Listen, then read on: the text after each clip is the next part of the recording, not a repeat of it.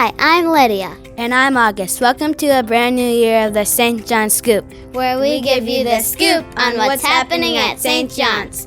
There's been lots of progress on our campus expansion over the summer. Let's go check it out. Hi, Mr. Margraf. What construction got done over the summer? Well, Lyd, if you can remember when school was out, there was still a whole bunch of dirt here. So we moved truckloads and truckloads and truckloads of dirt out of here. Then they built a new foundation along the gym wall and all the way around the perimeter of the new building. Then they started building walls. And the floor that we're standing on is called Spancrete. They put this on a couple weeks ago.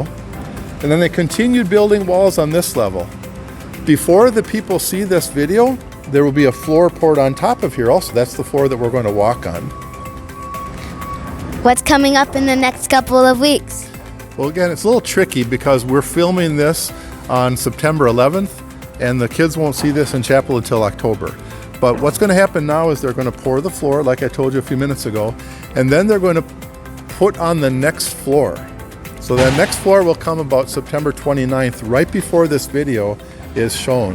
And after that, they'll keep building on top of that. When will the outside of the building be done? One thing we've learned is it's very difficult to make predictions in building because there are things that cause delays. But right now the plan would be that by the end of October there will be a roof on the building, and then in October and November they'll put in all the windows and all the doors, and by that time the whole thing will be sealed. The next thing they have to do is they have to put out the colorful block. So right now you just see the cinder block. Eventually they'll put the brown block that matches the rest of the building, and that will happen also in October.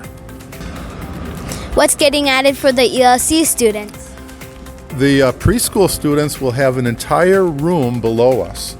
It's actually almost all done except for the finishings, and we have to put paint on, things like that.